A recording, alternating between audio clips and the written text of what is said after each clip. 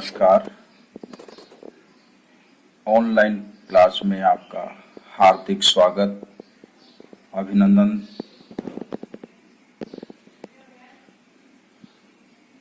आज हम संसाधन रिसोर्स इसके बारे में जानकारी प्राप्त करेंगे। देखिए, मोना और राजू अपने घर की सफाई में लगे हुए थे और सफाई करते वक्त उनके हाथों में बहुत सारी चीजें लगी। कोई बर्तन हो सकता है, कंघा हो सकता है, कांच हो सकता है, कोई बोतल हो सकती है। ऐसे बहुत सारी चीजें उसके हाथ में लगी। तो उनकी माँ ने बताया कि ये सब हमारे लिए महत्वपूर्ण है, इनका सबका उपयोग है और इनको संसाधन कहते हैं। संसाधन संसाधन यानी क्या? तो माँ ने बताया कि प्रत्येक वस्तु जिसका उपयोग आवश्यकताओं की पूर्ति करता हो, वो सब संसाधन है।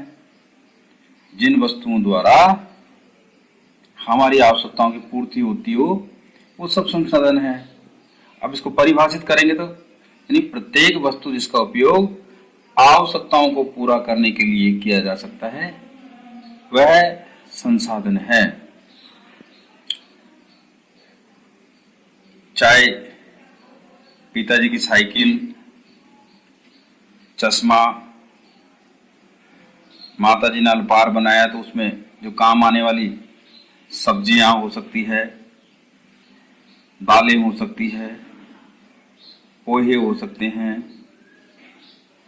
यानी ये सब हमारे लिए उपयोगी हैं। तो ये सब संसाधन कहलाएंगे,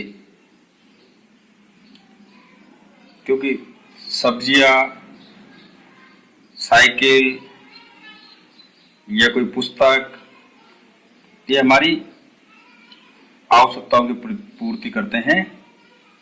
इन सभी का हम उपयोग करते हैं, इसलिए हमारे लिए उपयोगी है।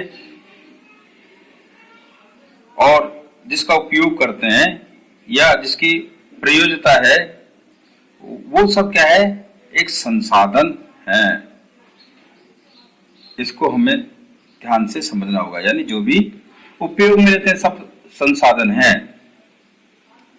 अब जिसका हमारे लिए उपयोग है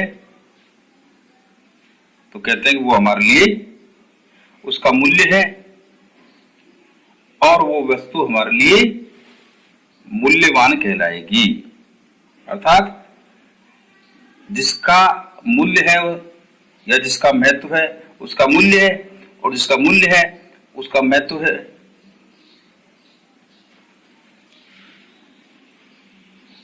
अब इसको ऐसे भी हम समझेंगे, कुछ वस्तुएं ऐसी होती है जो हमारे लिए आवश्यक होती है,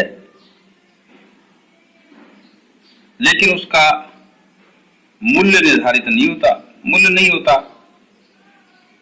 उदाहरण के लिए हम लेंगे कोई मनोरम भूदृश्य।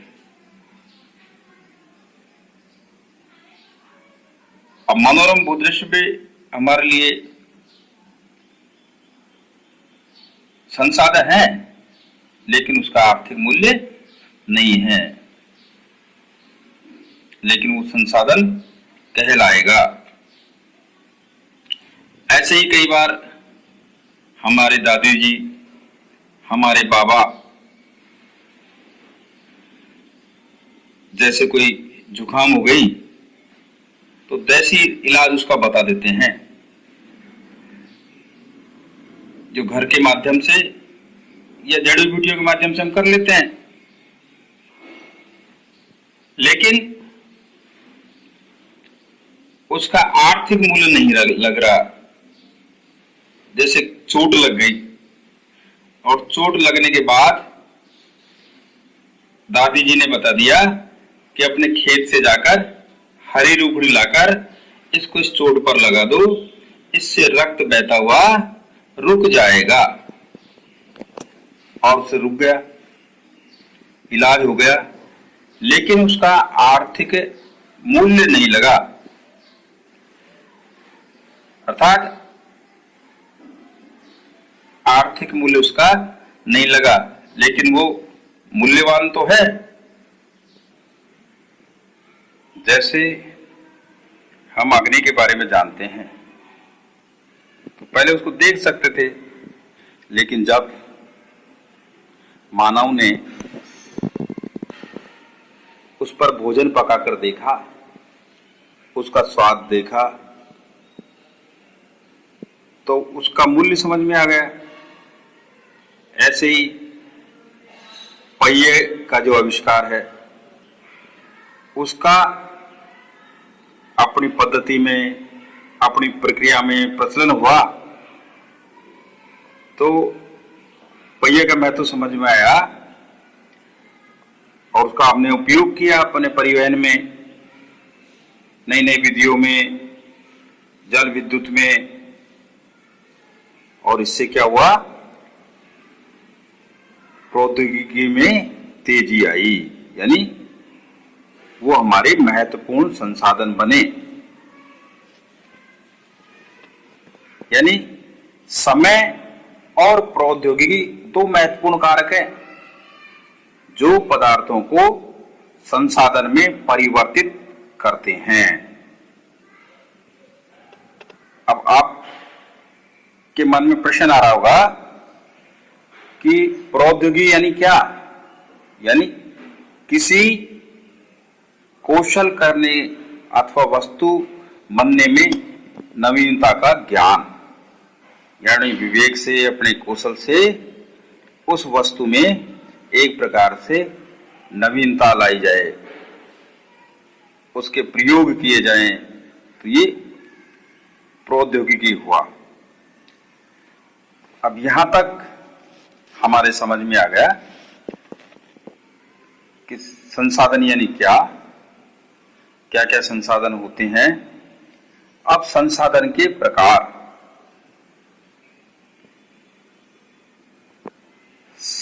अब सामान्य संसाधन प्राकृतिक,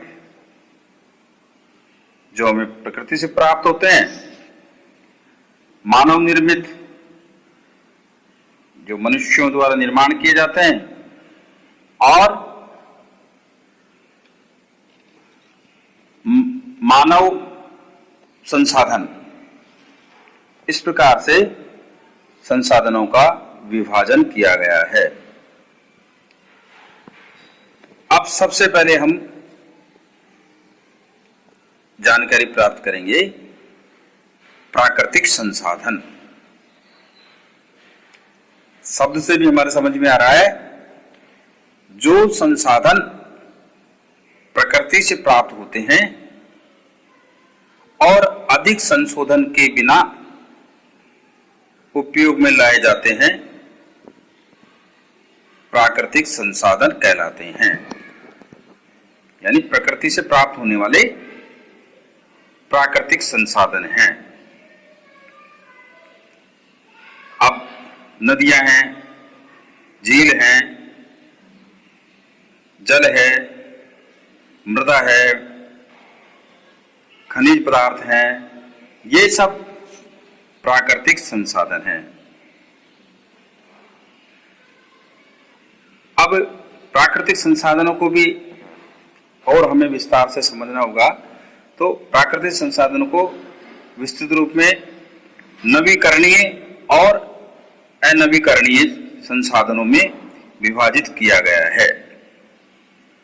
प्राकृतिक संसाधनों को नवीकरणीय और अनवीकरणीय संसाधनों में विभाजित किया गया है। अब सबसे पहले हम समझेंगे नवीकरणीय संसाधन।